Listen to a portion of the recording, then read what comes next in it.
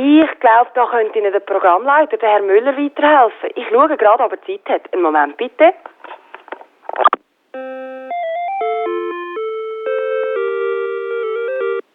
Ich habe ihn gefunden. Ich verbinde gerade. Ade.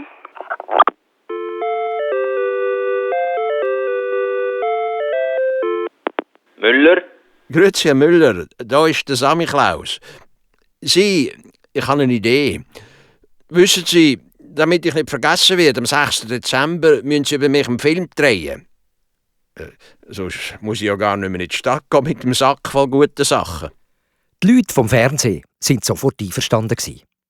Schon ein paar Stunden später ist ein grosser Fernsehübertragungswagen im Wald gestanden. Und die Fernsehleute haben überall einen Haufen Kabel verleiht.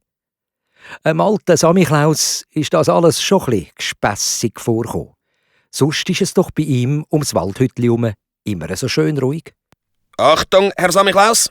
Wenn ich auf 4 zählt dann schauen Sie in Kamera 1 und könnt dann reden. Der Sammy Klaus hat all seinen Mut zusammengenommen und bei 4 hat er tief eingeschnauft und schliesslich angefangen zu reden.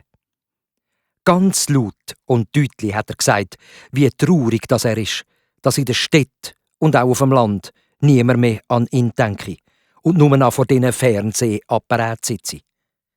Ja, und eben darum hat er sich jetzt entschlossen und komme dieses Jahr nicht zu den Leuten.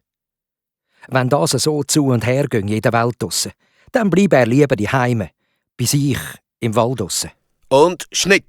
Danke. Morgen Abend, Herr Sammy Klaus, kommt denn das im Fernsehen? Das ist gut, weil morgen ist nämlich der 6. Dezember, das ist mein Tag. Am nächsten Abend hat sich dann der alte Sammy Klaus wieder auf den Weg gemacht, in die Stadt runter. Er hat doch sicher sein, ob die grossen Leute und Kinder ihn dann auch tatsächlich sehen im Fernsehen.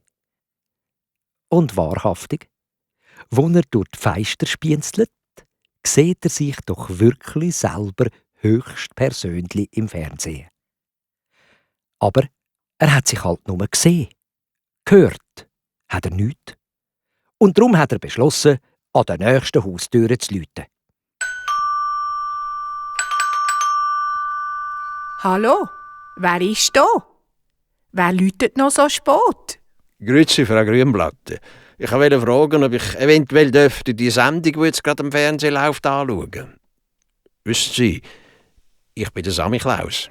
Selbstverständlich darfst du mit uns Fernsehen schauen. Komm nur rein.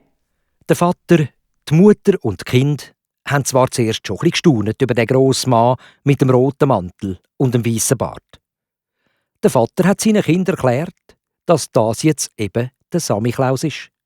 Früher, als er noch klein war, ist er amigs vorbeigekommen und hat den braven Kind feine Sachen und den anderen eine Fitzenrute gebracht. Es ist nicht lang gegangen. Da ist bei der Familie Grünblatt der Fernsehapparat abgestellt worden.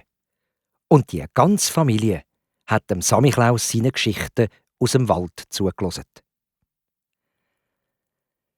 Jetzt hat es dem Niki Necki wieder richtig Freude gemacht. Und wo die ganze Familie versprochen hat, in Zukunft ein bisschen weniger Fernsehen zu schauen und wieder ein bisschen mehr miteinander zu reden, sich Geschichten zu erzählen oder auch einfach wieder mal ein bisschen mehr zuzuhören, da hat der alte Sammy Klaus gestrahlt vor Glück. Und er hat alle eingeladen, bei ihm im Tannenwald doch einmal ein Psychli zu machen. Am besten vielleicht auch einmal im Sommer. Dann hat er nämlich noch nicht so streng.